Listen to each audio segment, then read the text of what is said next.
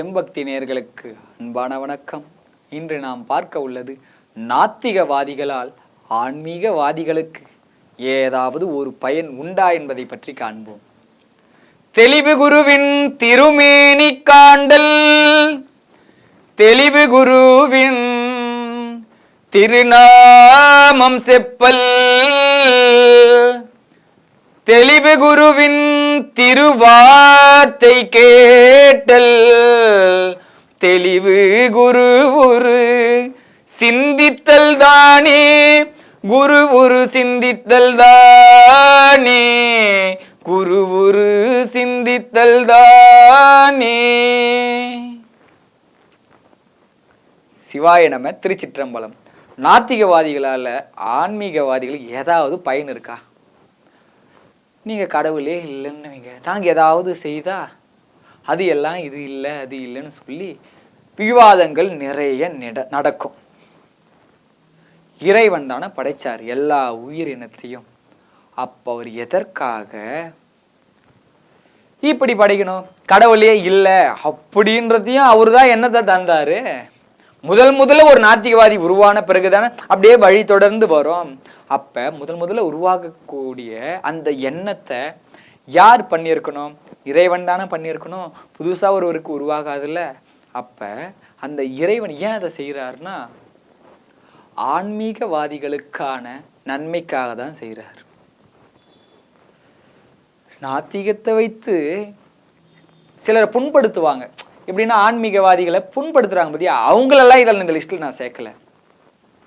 நாத்திகவாதி என்பவர்களே கடவுள் இல்லை, ஆனா அடுத்தவருடைய உணர்வுகளை புண்படுத்த மாட்டாங்க.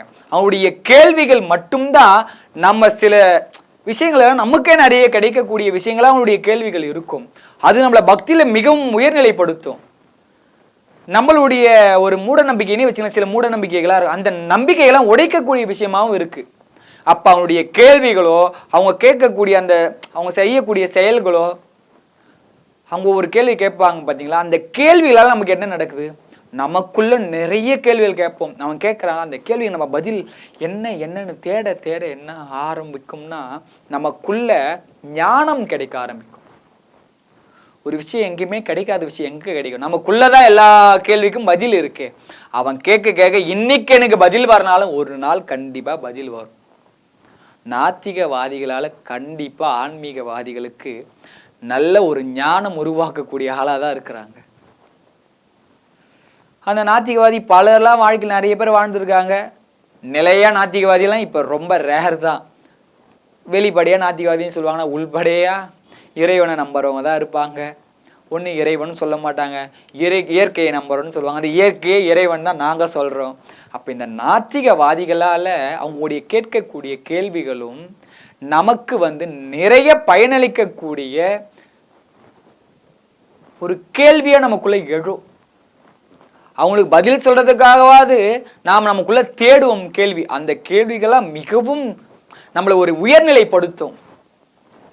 எதற்காக செய்யணும், எதற்காக நம்ம இருக்கோம் நிறைய பண்ணுவாங்க.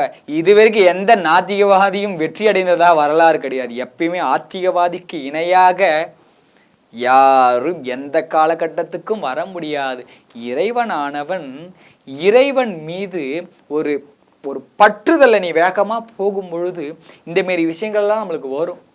நிறைய பேர் சொல்லுவாங்க இது கடவுளே இல்லை, நீ எப்படி நம்புற, இப்படி பண்ற, அப்படி எல்லாம் சொல்லுவாங்க. ஆனா அவங்களெல்லாம் நம்ம கூட சாப்பிட்டாதானே தெரியும். இறைவன் எனக்கூடிய அந்த ஆனந்தத்தை சாப்பிட்டவங்களுக்கு தான் தெரியும். அவங்களை நம்மளுக்கு புரியவும் வைக்க முடியாது. ஏன்னா அவங்களுக்கு புரிஞ்சதுக்கே தயாரா இருக்க மாட்டாங்க. அவங்க பிடிச்ச முயலுக்கு 3 காலுன்னு நிலையா நிற்குவாங்க. அவங்க நிக்கிறவாசி நம்மளுக்கு ஒன்றும் கிடையாது.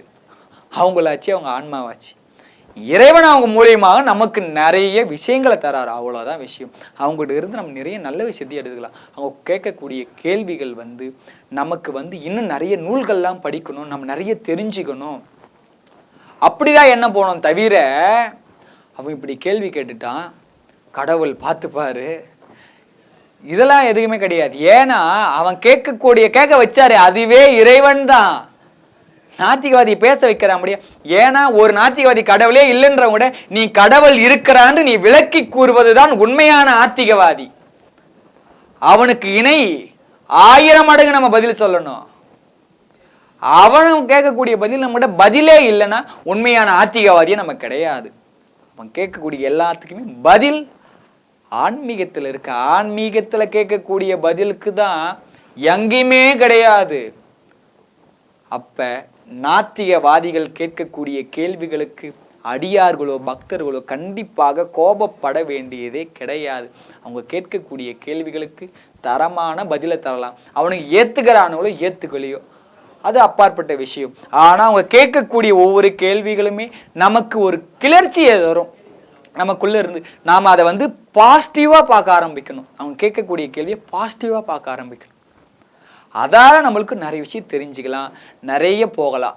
ஆனா அதை நெகட்டிவா பார்க்க வேண்டியதே கிடையாது. எல்லாமே இறைவன் தான் பண்றார். ஏன்னா நமது எதுவுமே கிடையாது. அப்ப நாத்திகத்தையும் படைத்தவது இறைவன் தான். நம்ம கூட பேச வைக்கிறவரும் அவரு தான். அப்ப அவங்க கேட்கக்கூடிய கேள்வி நமக்கு சில எண்ணங்களை சுரக்கக்கூடிய தன்மையில நடக்குது. அப்ப அந்த கேள்வியானதும் நமக்கு பயன் அளிக்கக்கூடிய விஷயமாக தான் இருக்கும்.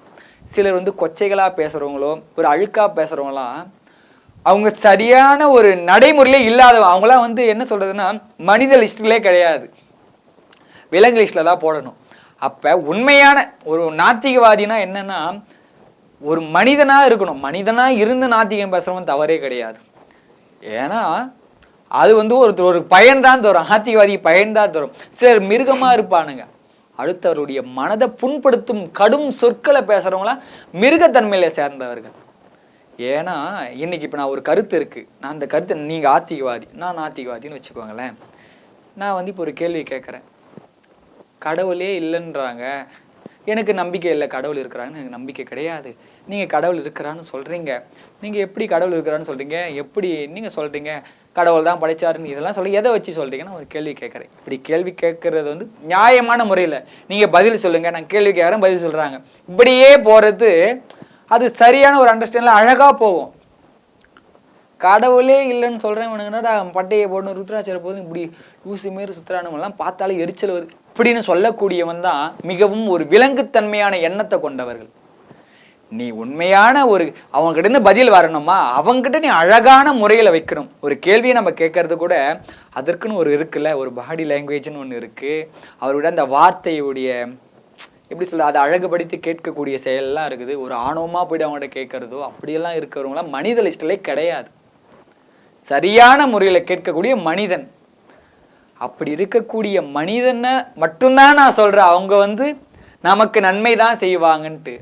ஆனால் ஒருவரை ஏதாவது ஒரு சமயத்தை குறை பண்ணி பேசணும், ஒரு சமயத்தை மிகவும் இழிவுபடுத்தணும், அவங்கள கவலைப்படுத்தணும் இப்படின்னு நினைக்கக்கூடியவர்கள் முதல்ல மனிதனுடைய வரிசையிலே இவங்கெல்லாம் வரமாட்டாங்க. இவங்க விலங்கு எண்ணம் கொண்டவர்கள், விலங்கு மனம் கொண்டவர்கள் அப்படின்னு சொல்லிட்டு அதிலிருந்து நகர்ந்துடணும். அவ்வளவுதான். சரியான முறையில் ஒருவன் நம்ம நாத்திகவாதி நம்ம எதிர்கொண்டு வரானா அவங்கக்கிட்ட நம்ம சரியான முறையில் பதில் அளிக்கலாம்.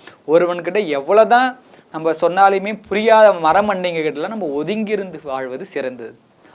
ஆனால் நாத்திகமானது நம்மை கண்டிப்பாக உள் இருக்கும் ஆன்மீகத்தை தூண்டும் பேச்சாக தான் இருக்கின்றது. அதனால் நாத்திகத்தையும் பெரிதளவில் நாம் கண்டுக்க அவசியமானது கிடையாது. அந்த நாத்திகமும் நம்மை உயர்த்தக்கூடிய விஷயமாகத்தான் இருக்கின்றது என்பதை பற்றி இன்று நாம் பார்த்தோம்.